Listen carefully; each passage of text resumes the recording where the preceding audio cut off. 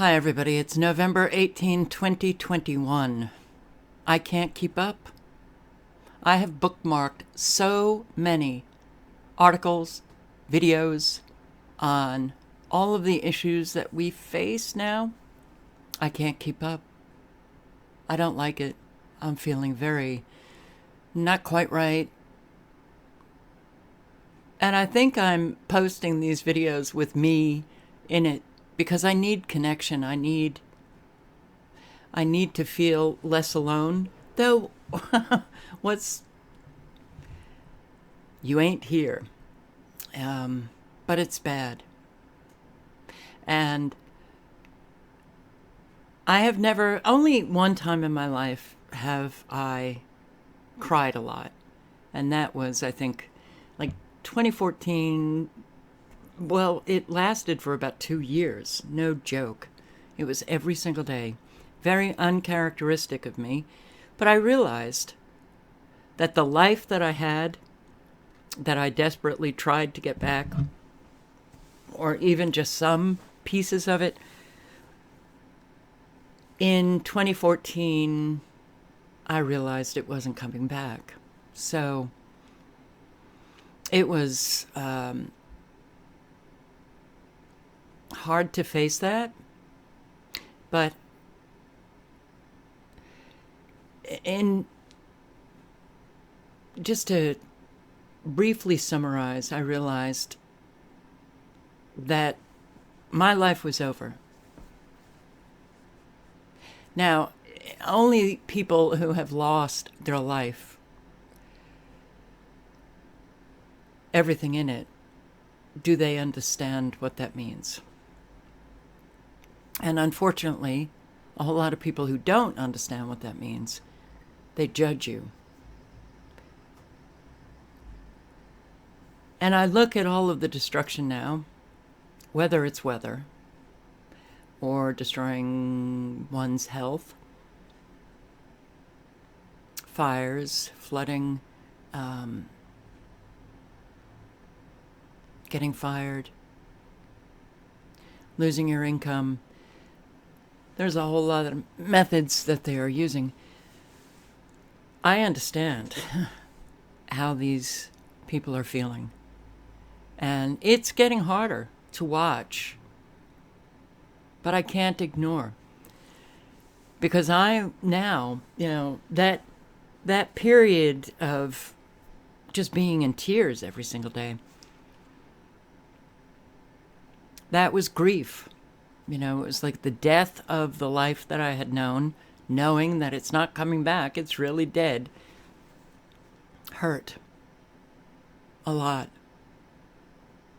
And ever since, I've been living a day at a time, surviving life, and it's not fun. So I know how it feels, and when I see people who are, from no fault of their own, being put in that kind of position where survival is now what they're living on a daily basis, many will be surviving their life now with no ability to get their life back because of our fabulous economy, because of, a whole lot of people. They may help initially house some people that have lost their homes for a period of time, feed them, give them some clothes. But when you lose everything,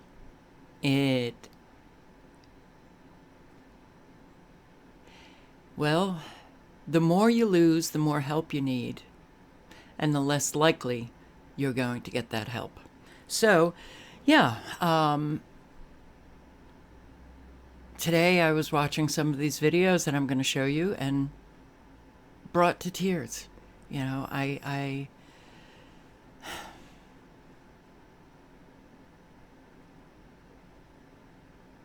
I've changed ever since my move. from Montana to Maine, something has changed in me. There are periods of time, throughout the day that I don't feel anything. Like I feel like, what's going on here?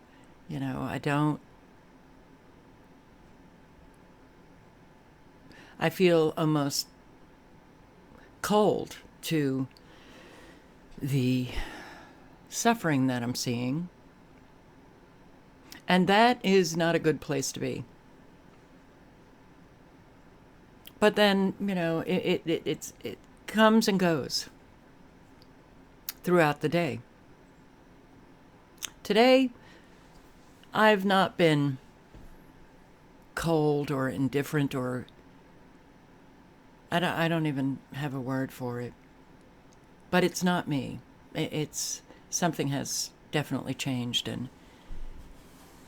But now seeing all of the suffering that's taking place, especially when it relates to that sharp thing,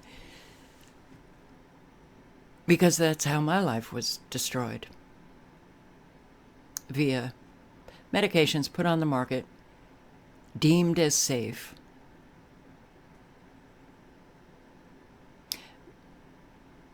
I listen to those who are injured by, and they're saying a lot of what I was saying years ago.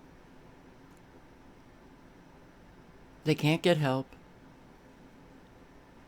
Nobody believes them. They're being judged. They're being called mentally ill. And these injured are not getting better. So they've lost their jobs. They've had their careers destroyed. They have no income coming in. And they're facing the judgment of those around them, when they really should be getting an awful lot of compassion and being able to, seek out those they have in their life for solace. And they're not getting it. And that's heartbreaking, because then you realize that we are living a time of looking at the relationships that you had in your life and realizing that they were never friends, that there was never love or care, not genuine. You find that out when you face a circumstance where you are having to rely on those in your life, because you can't do it alone. So, having to rely on people that end up telling you that there's something wrong with you, or get over it, or making light of it, dismissing, what you are experiencing. It's so heartbreaking. It levels you. But it also puts you in a space of feeling terrified and desperate. It increases your desperation for help when you realize that those who you thought would help are not. It's almost like, as you begin to realize, oh my God, what am I going to do? It only increases the feeling of being terrified, but it also, I think, just, you begin to realize that whether it's subconscious or on a conscious level, that if you don't get help, You're never going to get that life back. It's gone. And then you become more and more desperate. It's certainly not good for those who are put in a position of having to survive every day, because the stress is, wow, it's pretty intense. And then if you can't get the help, the stress only increases. It's horrible. It's horrible. So this video,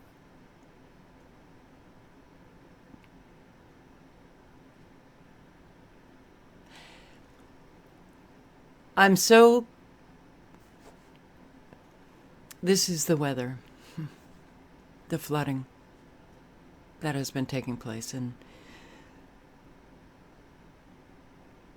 I am relieved when I see communities coming together, and when the flooding is happening, that they're helping one another, rescuing people in their communities, the animals. But I always wonder what happens to all of these people that have to live no more home,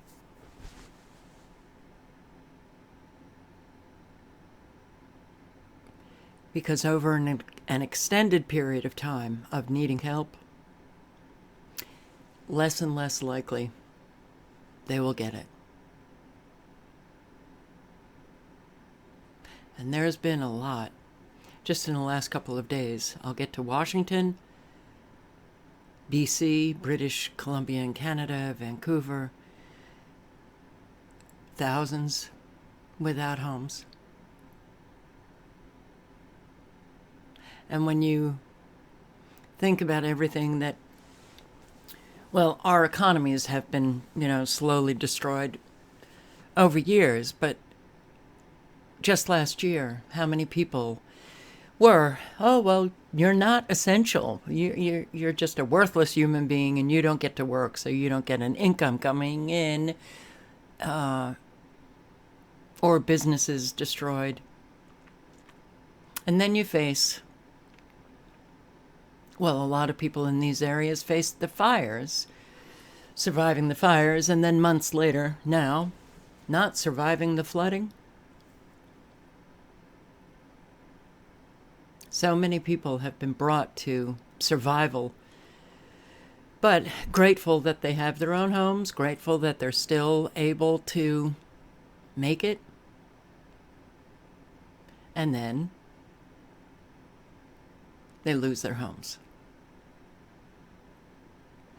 So I just hope communities, those in communities where disaster hits, those who are still okay, those who still have their homes, that they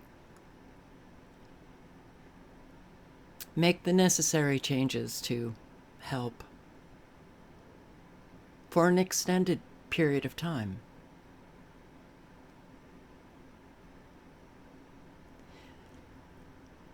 And I'm just going to show you some videos of other flooding, and then I'll post the video on Washington and British Columbia after this one. But I hope you're all okay, and I hope that you are still in your home. I hope that you have the resources to pay for heat and food, because a lot of people don't. And with everything increasing, food and the energy increases. Here in Maine, looking at a $30 increase in electricity, then an increase in oil. This winter is going to be pretty bad. So, if you can Extend yourself to people who you know are hurting. Don't wait for them to ask.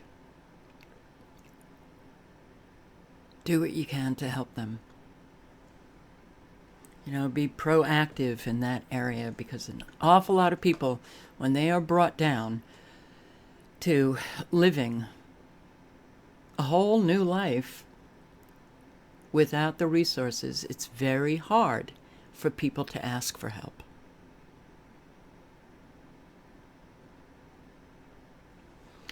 Italy.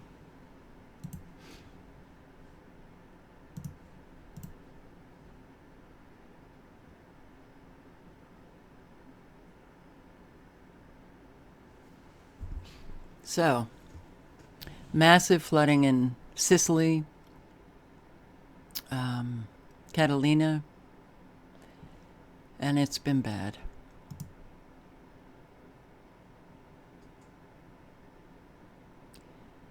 Homes destroyed, cars destroyed. We watch this kind of flooding happen all the time now, all the time. Happening somewhere in the world every single day. Massive, massive, massive flooding. Now, I have to say that if this was climate change, this would come about incrementally. It would not come about the way it's coming about.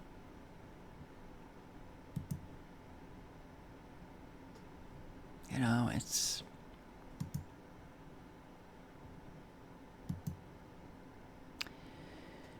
All right. So, yeah, you've seen it all before, if you've seen my videos. This is the damage.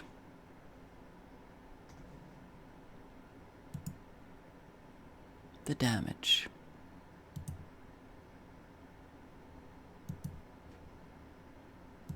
The destruction that people have to live.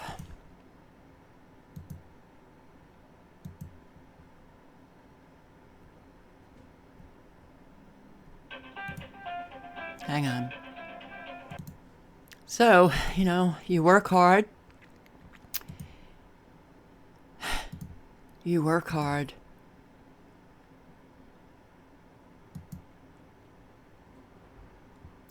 And then you think Mother Nature is doing this? Mother Nature is not doing this. Sicily, Italy. Look at this.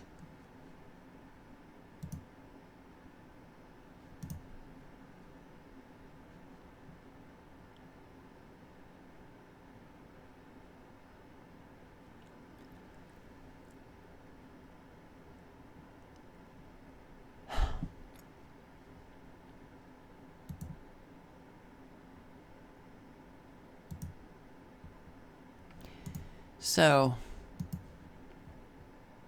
Sri Lanka. Sri Lanka. Thousands displaced. Several dead.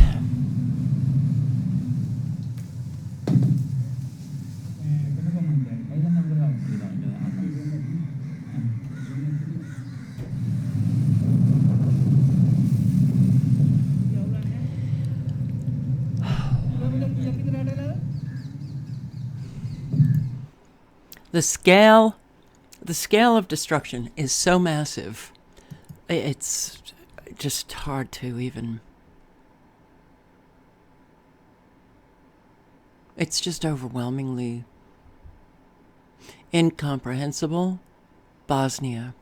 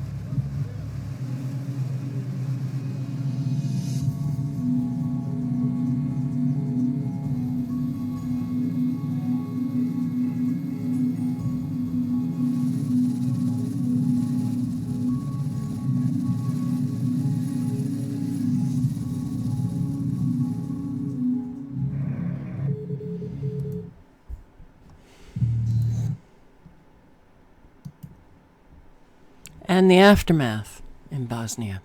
Look at this. Buried cars. You know,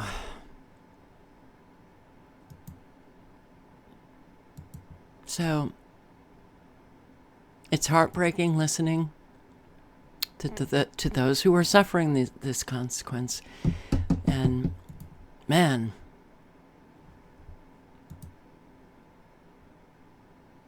roads destroyed, bridges destroyed, apartment buildings destroyed, homes destroyed. And then try to put yourself in the shoes of these people. Where did they go? What did they do? You know, many of these areas have no power, no water. Algeria.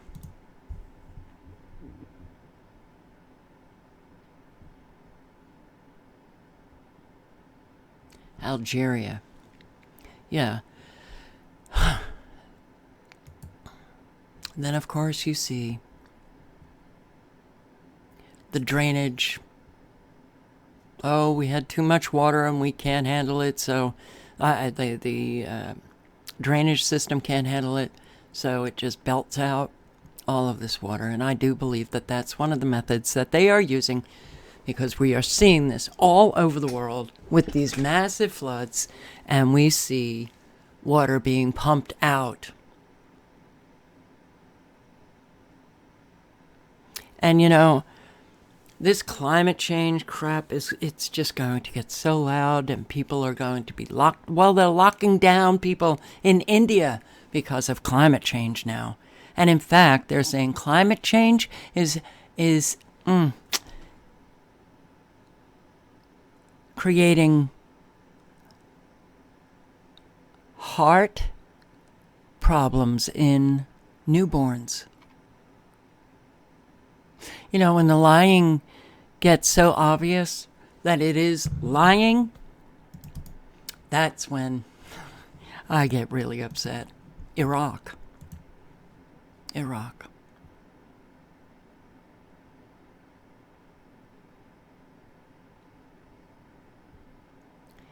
You have to wonder, why is it so difficult for people to even consider that, okay, man might be using weather weapons? Since weather has been engineered for so long, there's so much evidence, and yet still we're crazy, right? We're crazy. Well, China, just over and over and over and over again, so many areas of China destroyed by the flooding.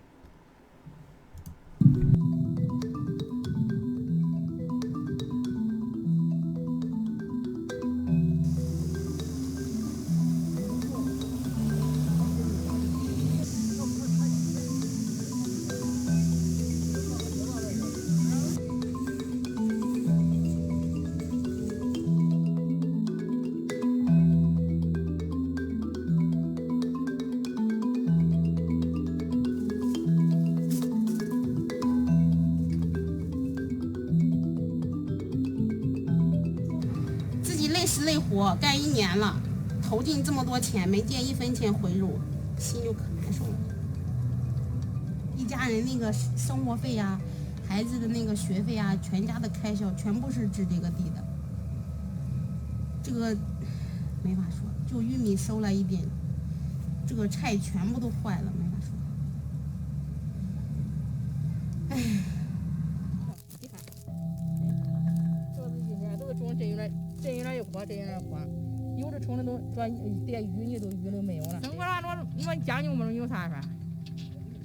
少吃点，少喝点，少花点，都老百姓最苦嘞。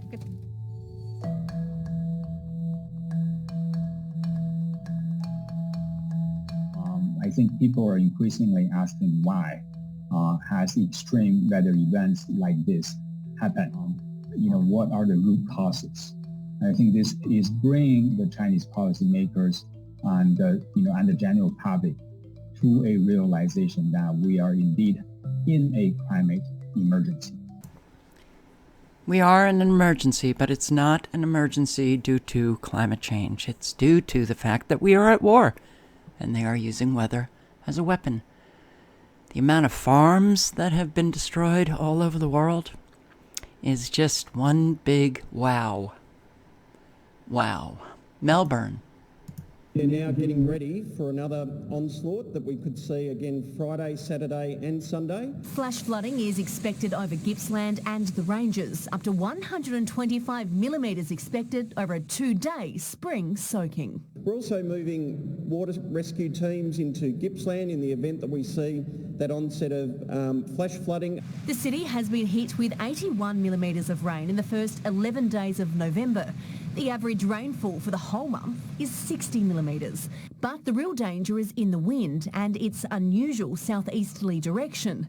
Residents in the Dandenong Ranges on high alert for falling trees. A combination of this unusual wind direction and also those wet conditions on the ground do mean that damage to trees is more likely associated with that. This Unusual weather.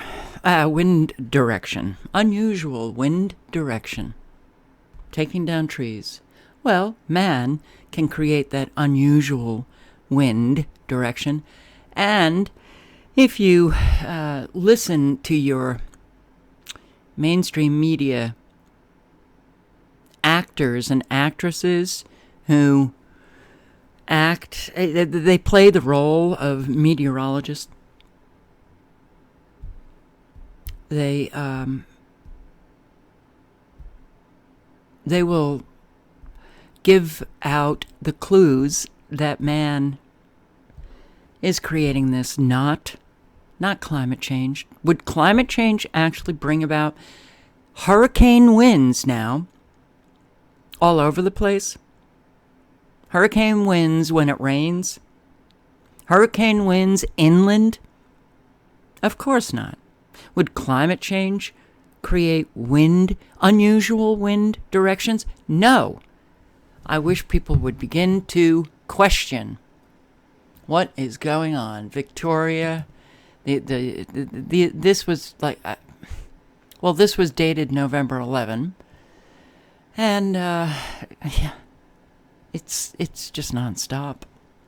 Storm event that saw just over 10,500 requests for assistance be cleared, but we are expecting in the coming days to potentially see a couple of thousand requests for assistance again. The approaching system has already caused damage in South Australia, bringing trees down and leading to power outages. For Victoria, still soaked from recent rain, the deluge could be dangerous. Eastern parts of Victoria, broadly we're expecting 50 to 80 millimetres as daily totals. We could see locally much higher falls though. There's the risk of heavy falls and flash flooding in Gippsland and parts of the northeast. Meanwhile, strongest winds will be felt in central parts, with gusts of up to 90 kilometres an hour expected for Macedon. And it's the direction of the wind that has the SES concerned. We could see wind gusts coming from the southeast that is an unusual direction and could bring down further trees, other debris.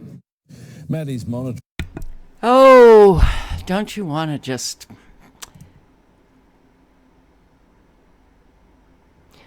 have adult conversation about what is taking place? Or how about, I don't know, have people begin to question? You know, I look at the age of these people, and I don't know her age, but young. Well, she's been schooled in propaganda, and she doesn't know it. Good evening. Mother Nature at her unpredictable worst has thrown a spanner in the works on what was supposed to be a day of new beginnings for battle-scarred Melbourne. Wild winds roared in, knocking out power for hundreds of thousands of Victorians and ripping homes and lives apart. Lana Murphy leads off tonight's coverage. As fast as lightning and just as ferocious, this was the perfect storm to steal Melbourne's freedom thunder. Cracking down on every part of the state, no tree or trampoline was immune. Pretty sure that's not meant to be there. There it goes. There it goes. Forget snow, this storm even caused a styrofoam tsunami. Winds were so strong it toppled dozens of shipping containers at the docks and ripped out 100-year-old roots from the ground. I just got that on film. Motorists dodged disaster Jesus. at every turn, while all that home and shed owners could do was watch their work fly away. Sleeping inside this Chelsea bedroom, a 93-year-old great-grandmother woke to a nightmare. Can't believe she got out, but it's amazing. Somebody's looking after her. Alex Weiss's mother survived the Holocaust, but it was the 120 km/h winds near Frankston that nearly took her life. The roof of her home of more than 40 years peeling open like a tin can, remnants landing on active power lines and crushing the family car. She was covered in debris but rescued by her son and a neighbour and somehow escaped without a scratch. The whole bedroom is just completely gone, and she just got out of trouble in time. One street away, 4 townhouses were also destroyed, metal piercing neighbouring homes. It's their roof that's wrapped itself completely around our house and has pierced our roof and crushed our garden shed. In Port Melbourne, the roof of an apartment complex simply blew away, shards of aluminium hanging precariously before plummeting to the ground. The wind was howling, you could hear the building groaning. Nearby, cars were crushed. I'd been praying for a big storm. I'm a big storm lover, so it's sort of come back to bite me here. But little compared to the depth of destruction at Ben Owen's Cockatoo home, a giant pine tree obliterating the SES controller's property with his wife and 2 young daughters inside. They were quite hysterical, obviously. They jumped in my arms and carried him out. The greyhound, I should get smaller dogs. I think I had to carry the greyhound out the window. The 18-year volunteer was on his way to help his neighbours when Mother Nature turned the tables on him. Painted downstairs and renovated the kitchen and done all that sort of stuff and nearly finished it.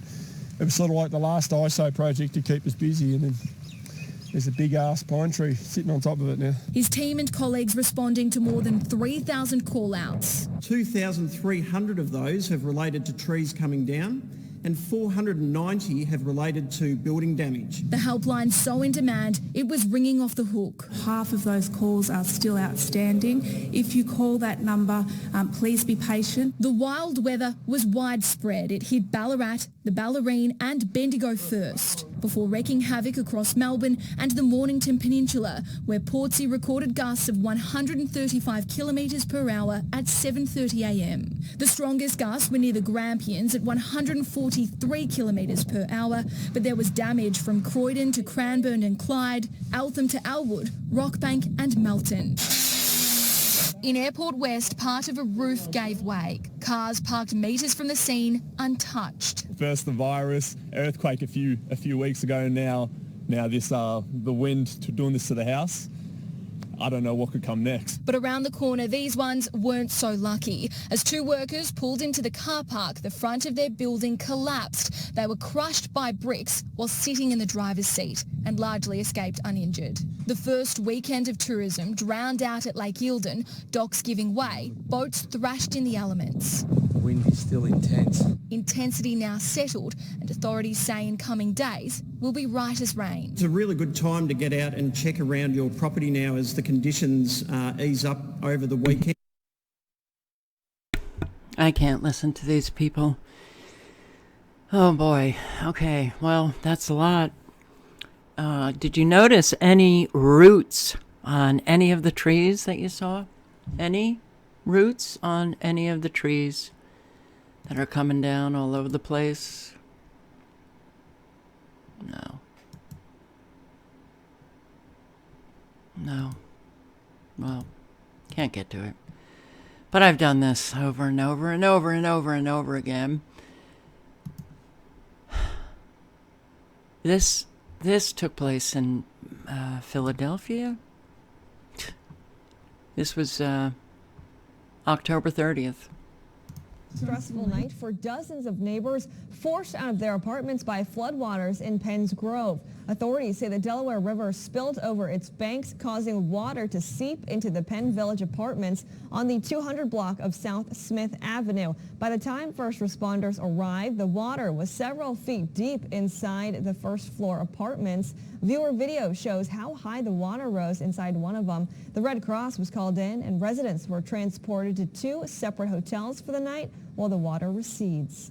We had a very bad flood over on Mill Street where I live at. Water came up to high as to my porch. My house sits kind of high. And then I started smelling gas, and I had called the fire department, and they had me evacuate when they checked everything, and they turned everything off in my house. About a mile down the road, police say the Carneys Point Care Center nursing home was evacuated last night due to flooding. Ambulances were called in to help relocate residents to other facilities. Employees have... All right, well, this was actually in New Jersey, I'm sorry. Oh, boy. Well, where is this? Heavy flooding, evacuation watch on Vancouver Island. This is my video that I will post after this one.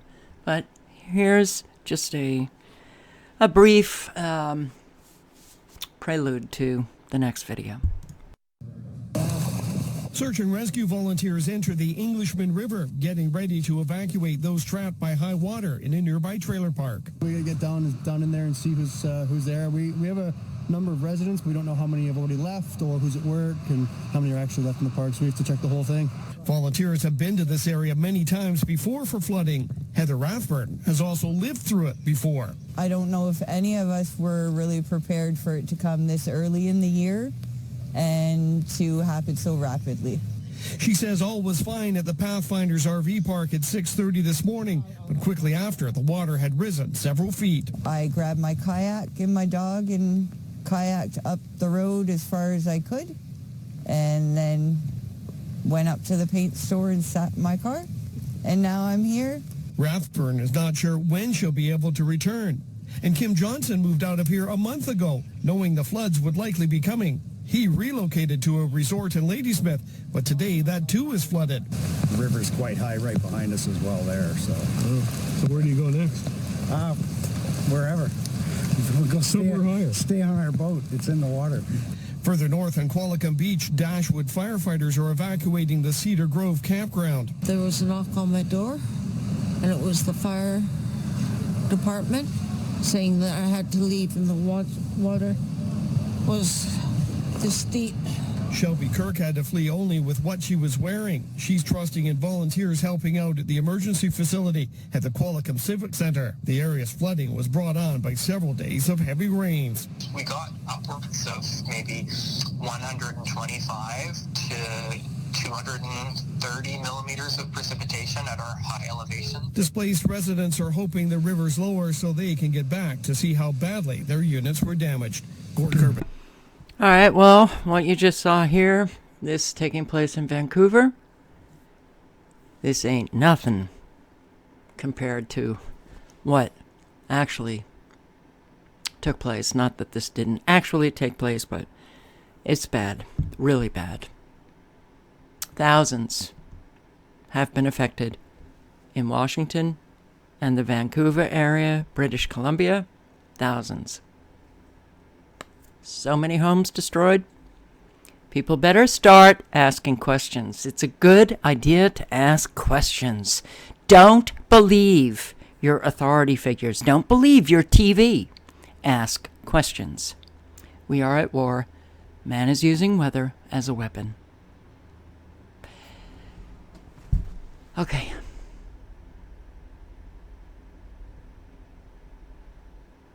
You know, when these things happen, I wonder, because I have subscribers all over the world, and I wonder, are they okay? Are they okay? Are they okay? Washington area, are they okay? Are they okay?